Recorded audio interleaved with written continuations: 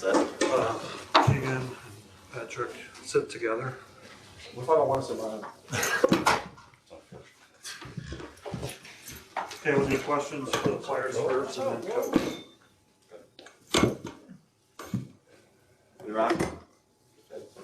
All right, good evening, everybody. We'll start with the Iowa Hawkeyes first.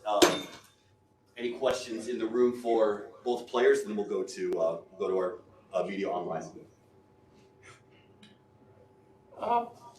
You had 9 days between games. What happened with this team in that period?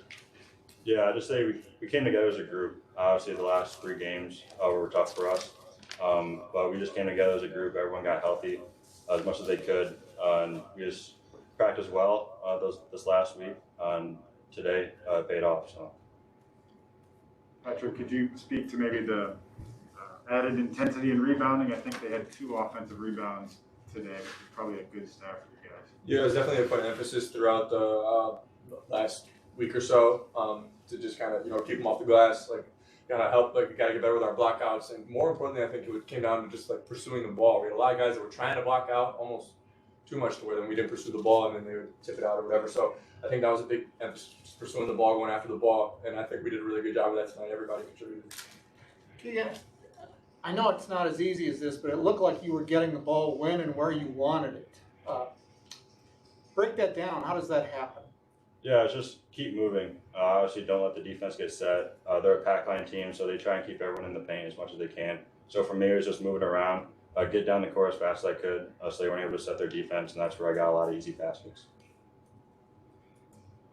Keegan, did you, the last game you had was 9 points, 4 for 17 shooting. Did you feel like you wanted to kind of atone for that in any way? Or For that's just a game I kind of block out of my memory. I don't really want to focus on the negatives on the game of basketball in my life, but just look at what I can get better at. And today I just focused on this game and just get ready for this game and just try and be 100%. I just try to do my best out there. Your brother had a very strong game. What's been key for him in becoming an integral part of this team? Yeah, for him, it's just getting easy baskets and then just finding his rhythm in the game. Obviously, he's not going to score as much every night, but he can be effective in different ways. He's been able to do that throughout the season. Today, he caught fire on offense. We kept giving him the ball in his spots, and he was able to hit shots. how did your ankle come through these last 9 days? Yeah, these last 9 days have been really helpful for me. I'm close to as if 100% as I can be right now, and I feel like myself again. So those 9 days really helped me. It really benefited me. Patrick, it looked like spirit was about as high as it's been all year. Would you go along with that? Yeah, I think we're a pretty spirited group just by nature. We got a lot of guys with big personalities. But yeah, I mean, it's a really fun environment to play in. The arena's nice. A lot of Hawk fans in here, so that was good. But yeah, it's hard not to be spirited with the crowd that we had. And once we kind of went on our run, we knew that we had them and that we were just going to keep pushing the lead up. It was just once the crowd got into it, we were good from there. Patrick, what can you tell? What's Chris Murray like in practice? Is this what you've seen in practice? Yeah. Oh, yeah, Chris is very aggressive. That's just kind of how he is by nature, and that's what makes him really good. He could miss however many shots in a row, he doesn't care. He's going to fire up the next one, and that's what I love about him. That's why I love playing with him. I don't care how many minutes. I'm keep throwing it to you, shoot it. So that's just kind of something that he's a good shooter. He's a really good player, can score in other ways. So he's a scorer, man. So we just got to get him the ball and make him, and he can make plays. As great as you guys were offensively throughout the whole game, what changed at halftime defensively? Because that second half of defense, you guys was really good. Yeah, no, just at the end of the first half and into the second half, we made adjustments to what they were doing. Obviously, it was a little different from on film to in the game. We just made the right adjustments to counter what they're doing on the offensive side, and that benefited us, and we were able to get on a run and slow their scoring down. Any questions online for Patrick or Keegan before we turn it over to Coach?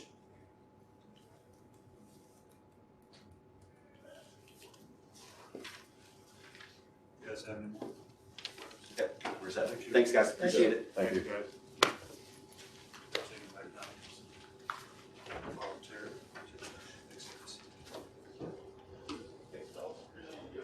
Coach, you slide over to the middle there. Questions for Coach? Well, I'll ask the same thing that I asked those two fellas. What did this team do in the last 9 days? You know what, Mike? Not that much different than what we've always do. We played a game, we lost, watched the film.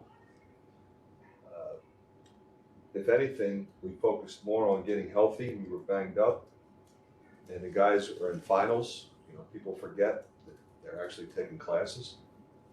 So we practiced when we could. We lifted a little, we shot. We locked into the game plan for this team, and I thought played really well. Did you see increased or better attention to detail and rebounding, or maybe walk me through what you saw that was better? You know, I thought we were locked in, Chad. I think you're right. You know, and it has to be consistent. You know, consistency of effort and execution at both ends. It's a hard team to guard. I mean, Ryan does a really good job. They run good stuff. I mean, everybody can dribble, pass, and shoot. Everybody can make a three. They're a hard team to guard, and if you're not connected, they're going to carve you up. You know, so I think our guys understood that. And we shot it better. You know, we didn't shoot it well against Iowa State. You know, like I said, you give your opponent credit. You don't shoot it well. It's not like, wow, we didn't shoot it well. We shot it better. No, give your opponent credit when you don't shoot well. And I did, and I did that because that's what you're supposed to do. And you know, tonight we played really well against a really, really good team. I mean, I've watched all their games. I mean, that's one thing, Mike, about what you do in the last 8-9 days. I watched a lot of tape on Utah State, and you know, they played a difficult schedule. You know, but you beat Oklahoma, and then they beat some really good teams, and it's often different guys, you know, being special. Right? And he didn't have one of his better games tonight, but that guy on films against anybody we've seen, and his numbers, you know, bear that out. So, a lot of respect for Ryan, his team, his players, and it took the kind of effort that we gave tonight to beat that team. The first 10 minutes, they were getting an awful lot. I mean, they had assists on the first 13 baskets they had, but then you just kind of shut off the spigot. For a team that has that many weapons, I mean, they're really unselfish. So they move it, they share it, they space you, they drive and kick it, they drive and pivot. And I thought we did a good job of having vision of both, because you have to, you know, and staying down on shot fakes. But then also limiting them to one shot. And that was critical. You give that team 2-3 shots of possession, they're going to make one. What is the potential of this team if you've got both Murrays flowing like they were tonight? Well, I think the potential of this team is, you know, we have multiple guys that can be effective, and some of them in different ways. Now, they were both really good tonight, you know, and so were a number of other players. You know, I thought Toussaint was really good early. I thought Ulis was really good in the second half. I mean, I thought Patrick was terrific. I thought Connor was really good in the role that he plays. I put him in for last possession in the first half defensively, huge defensive stop. But pretty much everybody I put in, I mean, Tony didn't score, but his activity defensively was really impactful. That one stretch where we got some steals and some pokes and some runouts, and Patrick's dunk, and you know, really had some opportunities in transition to find people. And then, you know, you look at Keegan, he drew 10 fouls. That's an incredible stat when you think about it. And like he said, you know, we move him around. You know, we don't put him on the block or put him on the wing or put him at the top of the key. We move him around. And he just really, I think, playing at a very high level right now. It's feeling better. That's important. You had 9 guys with assists. They clearly don't mind giving the ball up and letting Keegan get the points. No, you know, that's how we've been. I mean, we did it with Luka. We did it with Tyler Cook. You know, we've always had unselfish teams. It's how we play, and I think, you know, it's important that you point that out. You know, and as a coach, I'm really proud of that. You know, what you just pointed out. At the 11-minute mark in the second half, you're by 14, and then by the time we stopped play at the 8-minute mark, you're by 20. how'd you balloon that lead, and how satisfying was that to you instead of letting them hang around? Well, it was very satisfying because you know they're going to keep coming. They're going to be hard to guard, but I thought in that stretch we got some deflections. We got some steals. Patrick Steele at the point of the press, the other steal, and Aaron Eulis picked, I forget exactly what it was, but his strip, when he drove it, missed it, stripped it, you know, those kinds of plays really make a difference in a situation like that. Because you're right, you know, you're sitting there, that thing goes to 20 or it goes to 6, right? And it's two different things right there. This is a weird question, but do you ever try to get technical fouls? I mean, like it seemed like you wanted to flop What are you early. trying to say, Chad? I mean, you wanted to flop early, you got some flops later, right? Isn't that what? Well, Am I reading that right or no? I wasn't trying to get a T, Okay. but the premise of that question is not out of line because there have been times when I'm trying, I'm really trying. Wasn't trying to get one. I don't know. How much time was into the game? 2.5. 2.5 minutes. Okay. Well, it's not the record. I saw John Chaney get teed up in 1952, so 8 seconds. I think that's the record. So I was not trying to get a T, but I did want everybody to know that, you know, the flopping has got to stop. We can't have the flopping impact the game in a way that it determines the winner. You want to take a charge, that's fine. But, you know, when it's happening in an inordinate amount of times, then I'm going to take issue with it. So, Yep. Any questions online for Coach before we let him go? Okay, I think we're good. Thanks, guys. Thanks, Coach. Good to see you. Always good to see you. Merry Christmas. Same to you. Do Chris Murray outside the locker room in probably like 10, 15 minutes. Okay. Yeah, on stage. Thank you guys. Thanks, guys. Thank you.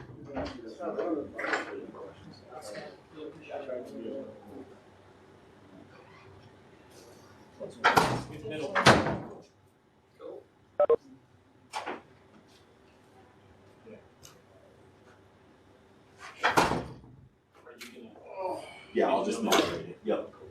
All right, we've got head coach Ryan Odom. Questions in the room for Coach Odom, and then we'll turn it over online. Hi, Ryan. Hi. How Your are you guys? offense looked like a thing of beauty in the first 10 minutes, and then things kind of closed up a bit. What started happening? Yeah, I mean, I think their offense picked up a bit. You know, quite honestly, they were moving the ball so fast up the court on us. You know, we missed some shots around the rim, and then all of a sudden they're ahead of us. They're getting a rebound. They're ahead of us, pitching it ahead. And you know, there's a reason they have the 4th ranked offense in the country. You know, they get it up the court really fast. We couldn't get them deep enough into the clock.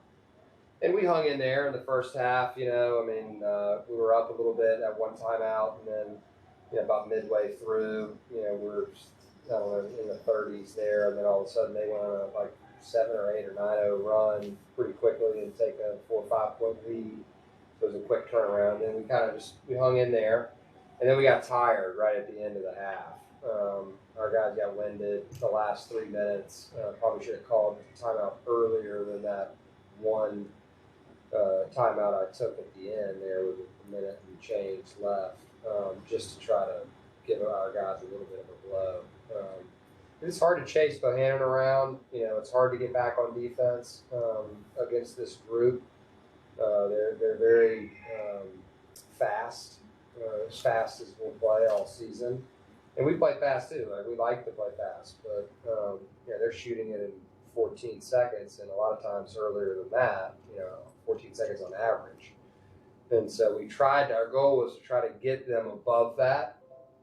And in order to do that, you have to keep scoring, and you got to set your defense. And unfortunately, we weren't able to do that.